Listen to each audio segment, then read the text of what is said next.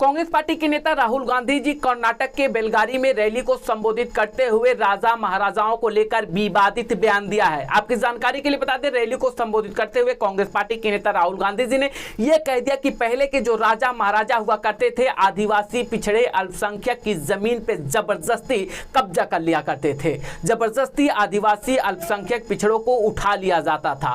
Congress party की सरकार आई तो कांग्रेस पार्टी के कार्यकर्ता, उनके राजनेताओं ने मिलकर भारत में एक संविधान लागू किया, जो कि उस संविधान के अंतर्गत आदिवासी पिछड़े और अल्पसंख्यकों को बराबर का सम्मान दिया गया। आज उसी संविधान को भारतीय जनता पार्टी और आरएसएस खत्म करने वाले हैं। बेलारी में रैली को संबोधित करते हुए कांग्रेस पार्टी के नेता राहुल गांधी जी राजा महाराजाओं को लेकर क्या विवादित बयान दिया और कैसे इस पर बीजेपी पलटवार कर रही है दोस्तों, उसको भी हम दिखाएंगे। पर दोस्तों, आप पहले राहुल गांधी जी का उस विवादित बयान को सुनिए जो बेलगारी में राजा महाराजाओं को लेकर दे रहे हैं। राजाओं महाराजाओं का राज था, जो भी वो चाहते थे कर देते थे। किसी की जमीन चाहिए होती थी, उठा के ले जाते थे। कांग्रेस पार्टी और हमारे कार्यकर्ताओं ने देश की जनता के साथ मिलकर आजादी प्राप्त की, लोकतंत्र लाए और संविधान देश को दिलवाया। कर्नाटक के बेलगांव में एक रैली को संबोधित करते हुए भारतीय जनता पार्टी के नेता नरेंद्र मोदी जी ने राजा महाराजा की विवादित बयान को लेकर कांग्रेस पार्टी पर सियासी हमला बोलते हुए कहा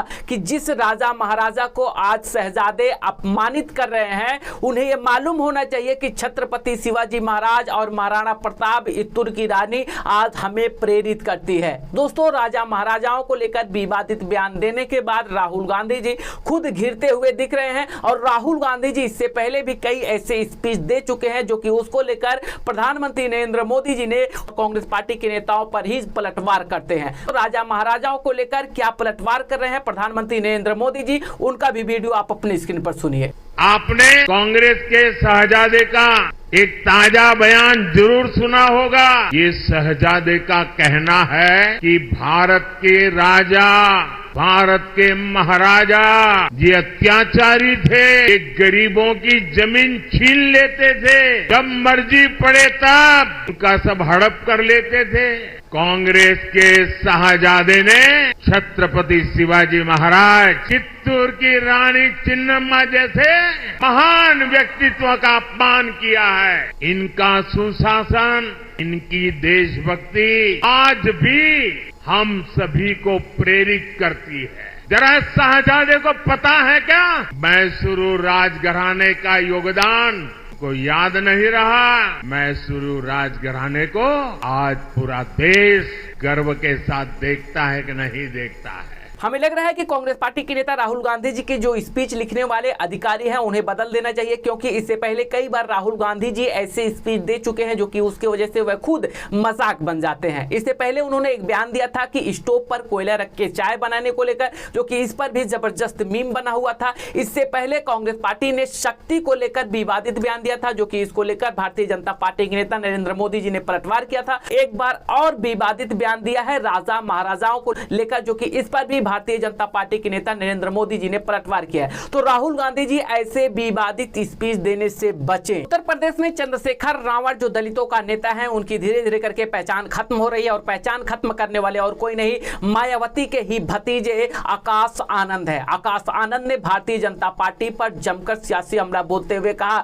कि जिस तरीके से लगातार भारत में महिलाओं के साथ अपहरण की घटनाएं बढ़ती जा रही हैं, राशन के नाम पर भारत के गरीबों को, मजदूरों को, उन्हें गुलाम बनाया जा रहा है, और जिस तरीके से भारत में लगातार बेरोजगारी बढ़ रही है और जिस तरीके से बुलडोजर कार्रवाई होती है, उसको लेकर आकाश आनंद ने भारतीय जनता पार्टी को आतंकवादी और तालिबानी सरकार को कहते हुए संबोधित किया, जो कि इसको लेकर भारतीय जनता पार्टी ने भी पलटवार किया। पर दोस्तों, आकाश आनंद ने कैसे भारतीय जनता पार्टी को आतंकी और तालिबानी सरकार और बुलडोजर को लेकर, गरीबी और बेरोजगारी और राशन और महंगाई और बहन बेटियों के साथ अपहरण को लेकर क्या कुछ स्पीच दे रहे हैं आकाश आनंद, दोस्तों उनका भी वीडियो आप अपनी स्क्रीन पर सुनिए। जो अपने बच्चों को भूखा रखे, जो सरकार दो बहन बेटियों पे अत्याचार होने दे, जो अपने युवा साथियों को बेरोजगार रखे, जो अपने बड़े बुजुर्गों को फ्री राशन के नाम पर यहाँ की जनता को गुलाम बनाकर रखे, ऐसी सरकार को आप जानते हैं क्या कहना चाहिए? ऐसा शासनकाल पता है कहाँ होता है? जहाँ बच्चे भूखे रहें, जहाँ बहन बेटियों पे अत्याचार हो,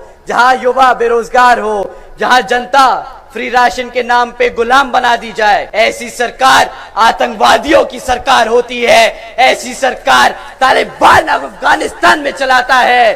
साथियों, इन सरकारों ने, भाजपा की सरकार बुलडोजर की सरकार नहीं, यह आतंकवादियों की सरकार है, अपनी आवाम को गुलाम बनाकर रखा है। ऐसी सरकार का समय आ गया है अब खत्म होने का, और यहाँ पर बहुजन समाज पार्टी की सरकार बनाकर, बहन जी को प्रधानमंत्री बनाकर यहाँ पे उत्तर प्रदेश में बहुजन समाज पार्टी का राज कायम करने का। आकाश आनंद ने भारतीय जनता पार्टी को लेकर जो विवादित बयान दिया है, जो कि भारतीय जनता पार्टी के प्रवक्ता राकेश त्रिपाठी ने पलटवार करते हुए कहा कि आकाश आनंद जानबूझकर ऐसे स्पीच दे रहे हैं ताकि उन्हें मीडिया में ज्यादा सुर्खियां मिले और ज्यादा उनका पॉपुलेशन बढ़ता रहे। बस दोस्तों, इसको पलटवार करते हुए राकेश त्रिपाठी ने कहा है कि जिस तरीके से बीजेपी के संदर्भ में उन्होंने विवादित बयान दिया है, इसको लेकर बीजेपी पूरी तरीके से तैयार है। बट दोस्तों, उन्होंने यह भी कहा कि चुनाव आयोग की तरफ से भी उनको खामियाजा चुकाना पड़ेगा। आकाश आनंद को लेकर क्या पलटवार कर रहे हैं भारतीय जनता पार्टी के प्रवक्ता राकेश त्रिपाठी, दोस्तों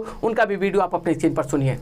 आकाश आनंद बहुजन समाज पार्टी में नए परिवारवाद का नया अंकुरण है, और इसीलिए वो जानबूझ करके प्रयास कर रहे हैं कि कैसे मीडिया में उनको ज्यादा से ज्यादा सुर्खियां मिल सकें। इसीलिए जानबूझ करके रोज कुछ न कुछ विवादित बयान देने का प्रयास कर रहे हैं। लेकिन भारतीय जनता पार्टी के संदर्भ में जिस प्रकार की उन्होंने टिप्पणी की है, इसका खामियाजा उनको निर्वाचन आयोग के द्वारा भी भुगतना पड़ेगा और जनता की अदालत में भी भुगतना पड़ेगा। भारतीय जनता पार्टी के संदर्भ में की गई टिप्पणी उनको बहुत महंगी पड़ेगी। भारतीय जनता पार्टी के नेता स्मृति ईरानी अमेठी से नामांकन दाखिल करने से पहले वह अयोध्या रामलला की दर्शन करने पहुंची, जो कि उन्होंने कहा कि संतों की शरण में आकर और राम मंदिर की दर्शन करने के बाद हमें प्रेरणा मिलती है। दोस्तों, स्मृति ईरानी नामांकन दाखिल करने से पहले अमेठी में वह रामलला मंदिर की दर्शन करने के लिए पहुंची हुई थी। दोस्तों, उनका भी वीडियो आप लगातार अपनी स्क्रीन पर देख पा रहे होंगे कि स्मृति ईरानी अयोध्या पहुंची हुई है रामलला के दर्शन करने के लिए।